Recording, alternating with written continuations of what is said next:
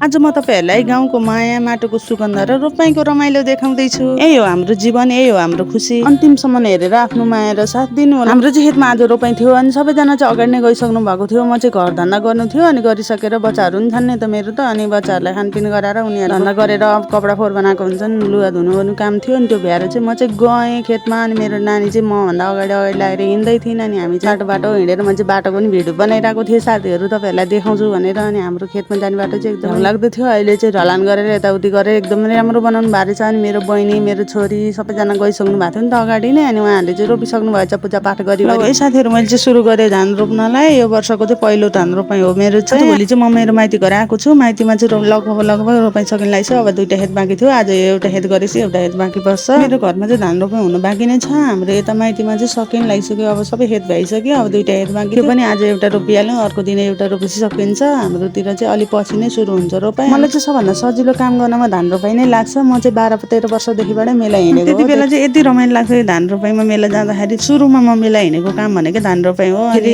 बीचमा लागिदिनु हुन्थ्यो अनि सबैजनाले फेरि रोपेन भन्छ नि भने डरले यति भ्याइन भाइसँग यति छिटो रोप्ने गरेको थिएन मैले। भर मेला हिँडेको भएर नि होला एकदमै डर लाग्थ्यो नि त। तपाईँहरु चाहिँ कति वर्षमा मेला हिँड्नु भयो, धान रोपाइँमा मेला जानु भयो कि भएन कमेन्ट गर्नु होला।